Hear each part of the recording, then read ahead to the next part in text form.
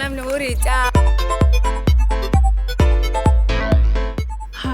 I'm Bulelani Ngonyama. Walking on Water TV is here.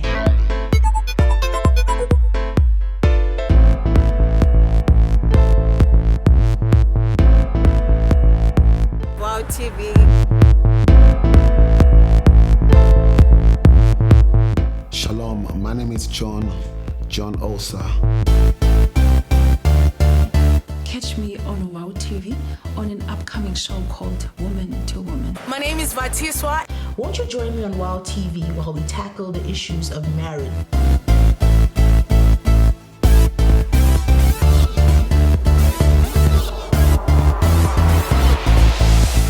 Give me a signing.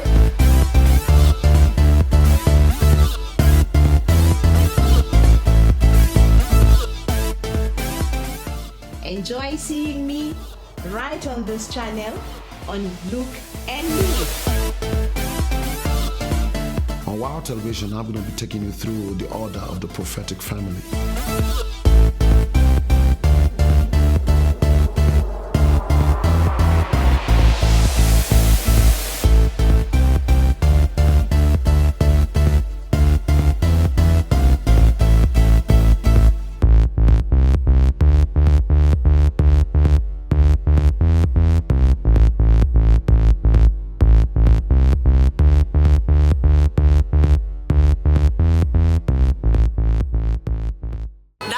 TV efikayo uWow TV.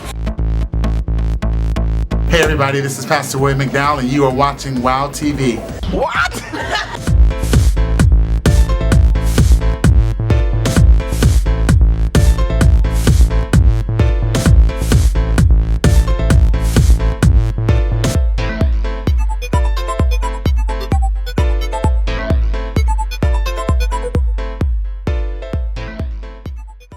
Looking at the vast amount of work that actually needs to be done just to be able to fulfill the objectives of what you laid out, do we have leaders in Africa?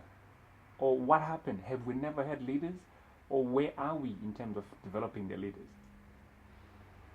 That's a very loaded question because leaders at what stage? If you're talking of leaders at the level of the family, we can interrogate that. If you're talking of leaders in governance, which is what most people are always talking about, we can interrogate that also. But simply put, a leader is somebody who knows where he or she is going and knows where the people that he or she is supposed to be leading should be going and knows how to take them there. That's a leader.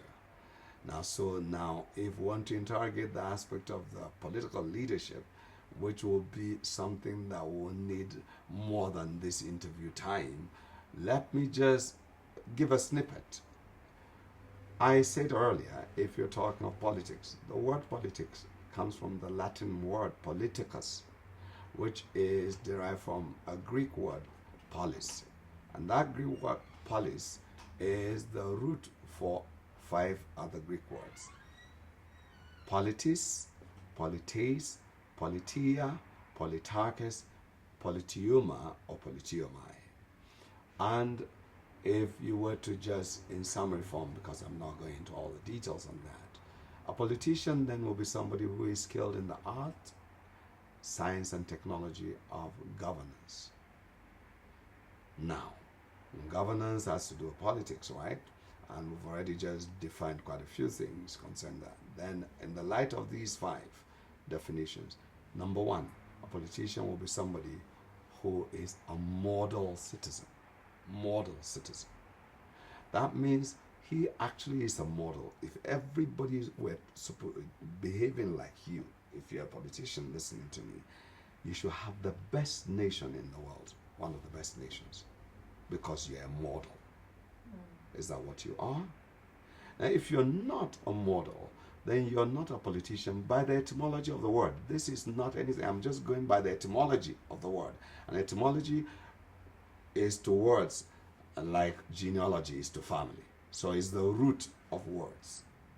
So I'm just going to the root, because if I don't understand the root, I might not understand the tree. And that's what I'm doing in essence. That, you know, by the etymology of the word, for politician, that came from the word politics itself in the first place, and I have just giving you the Greek words and all that, then you're supposed to be a model citizen. That's why, a civic leader, like we call politicians, is supposed to be actually somebody who is a civil servant. That means he serves the civic society, the civil society. He is one of the most civilized people. Well, let me leave that alone. Now, number two, a politician then will be one that is out for the welfare of the general group. Not only the welfare of your little group, nor your own personal welfare or your family or that of your own political party, but the welfare of the general group. That's why even for presidents, no matter how not fully developed the whole system is, at least there is that attempt to try and say, well, I have finished with partisan politics. The moment I become the leader of a nation, I'm no more representing a party, I'm representing the whole society and stuff like that. So, you're talking of somebody who is out for the welfare of the general group. Is that what you are? If that's not what you are, then by the definition, you're not a politician. Number three, one that is out to raise the standard of living of the people. That means you're somebody who is out to raise the standard of living of the society. It means by the time I finish with you, if I'm a politician, you should be better off than before I met you, before I came into office. Now, if that's not what I do, then I'm not a politician by the definition. That means, if I leave you worse than before I came into office, I am not a politician. Now, number four, a politician is one that is out to raise the moral standards of the society, not just to maintain the status quo, but raise the bar. You're raising the bar. Wow. That means political banditry, political brigandage, ballot box stuffing, and all of those other corrupt practices, vote buying, and all of that would not even arise because you're supposed to be sanitizing the society by virtue of your being a politician. This is just the etymology of the word. This is not something, I am not even saying the Bible says, or no. This is etymology of the word. It means if you're not doing that, you're not a politician. So the whole corruption machinery is actually contrary to politics. Then it comes to the aspect of number five. A politician. Now listen to this. This is the most important of all of them. A politician, that is a mature politician, because that's the ultimate now. An ultimate politician will be one that is copying after his maker. Is one that is A.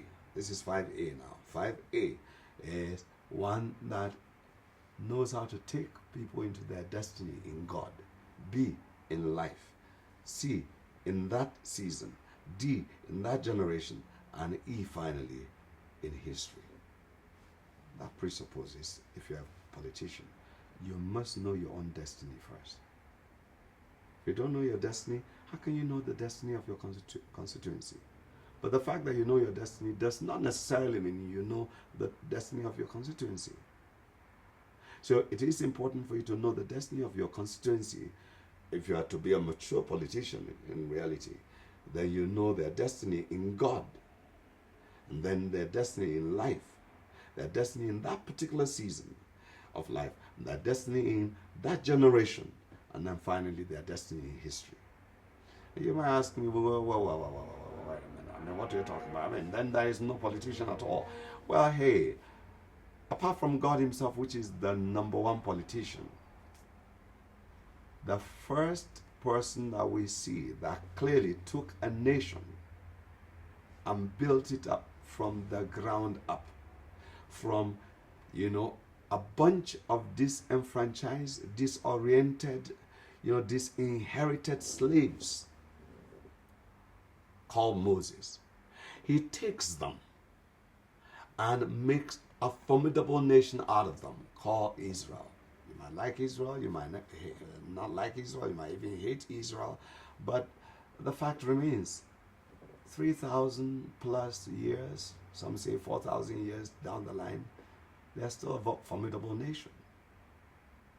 That is after 1,800 years of non-existence as a nation.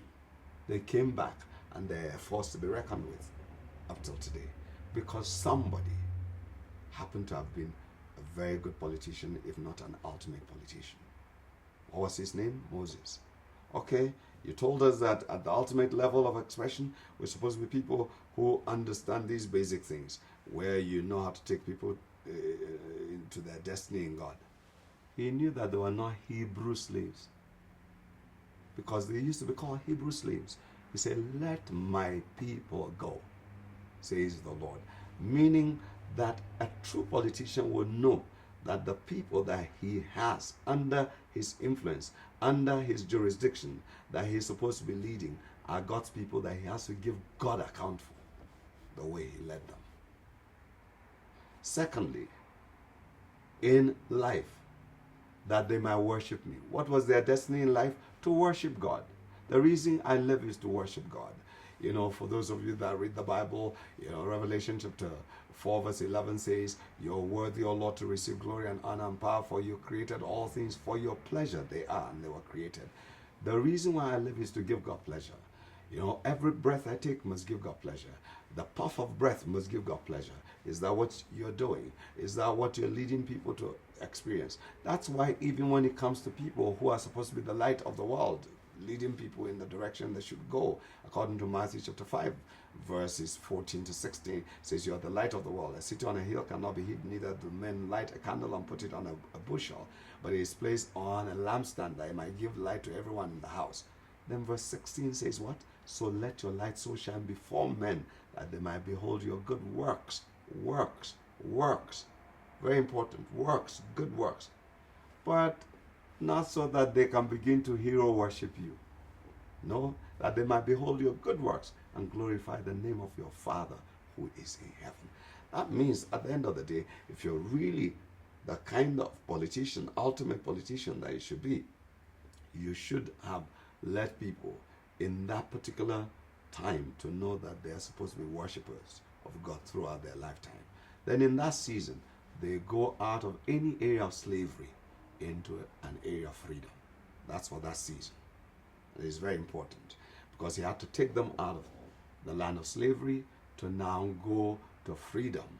First, let my people go, then that they might worship me, and then now in terms of worship for the lifetime, they need to be free.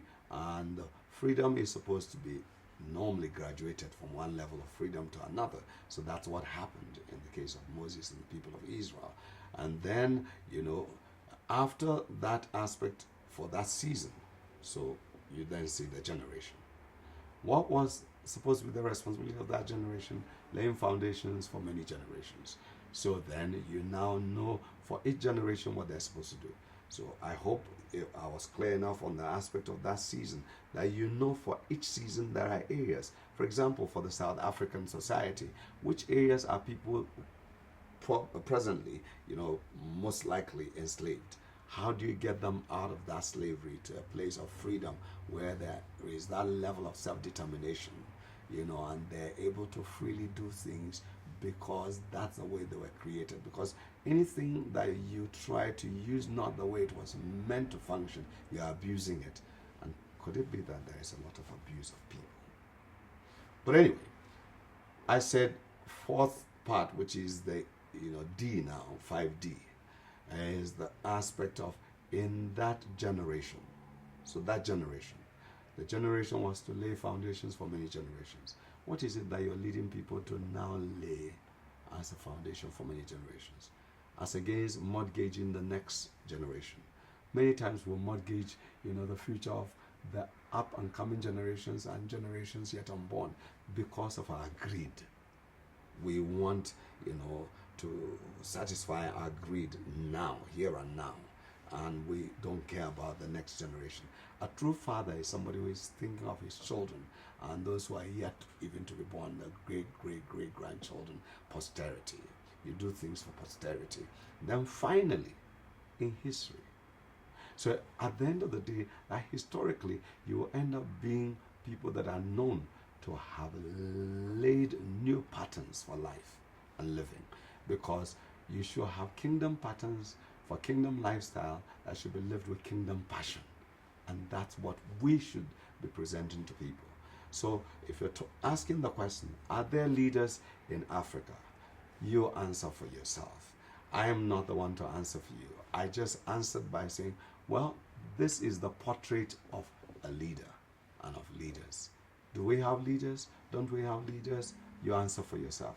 The only question might be, okay, you said, if you're not like this, then you're not a politician. Then what am I? According to Webster's Dictionary, the 1828 edition, it says that a politicaster is the one that operates like that. You might be occupying a political office, but you're not a politician, you're a politicaster. Who is a politicaster? According to that dictionary, it says you're a petty politician, a pretender to politics. It means you pretend to be one that is a model citizen, but you're anything but a model. You pretend to be one that is out for the general welfare of the general group, but you're only out for your own welfare and your little group. Thirdly, you pretend to be one that is out, to raise the standard of living of the people, but by the time you finish with the people, oh my God, there is nothing left. I mean, they are worse off than before they met you.